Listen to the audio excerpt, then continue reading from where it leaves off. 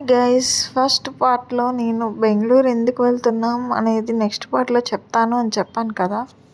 Bengaluru to Mangalore వెళ్ళడానికి. అదే guys, Dharmasthala కుక్కే Subrahmanya స్వామి టెంపుల్కి వెళ్ళాలి అనుకున్నాం.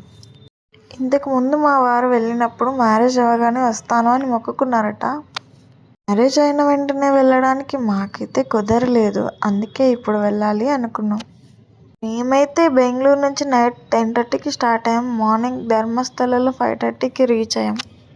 30కి అయితే దర్శనం ఉంది, అప్పటి వరకు లేదు అని చెప్పారు. ఇంకా ఏం చేయాలో తెలియని గుమ్మటేశ్వరుడు టెంపుల్ ఉంది అంటే ఇంకా చూసి వద్దామని అక్కడికైతే వెళ్ళాము. ఈయనే బాహుబలి గుమ్మటేశ్వరుడు అంట. ఈయన గురించి ఇక్కడ హిస్టరీ కూడా ఉంది. హిస్టరీ చదువుతూ ఇక్కడైతే చూడవచ్చు. ఇక్కడ దర్శనానికి టైం అయితే అయిపోయింది. ఇంకా టికెట్స్ తీసుకొని లోపలికి అయితే వెళ్ళిపోతాం. టికెట్స్ తీసుకొని లోపలికి వెళ్ళి వెయిటింగ్ హాల్లో అయితే వెయిట్ చేయాలి. దర్శనానికి గేట్ అయితే ఓపెన్ చేస్తే లోపలికి అయితే వెళ్ళాము.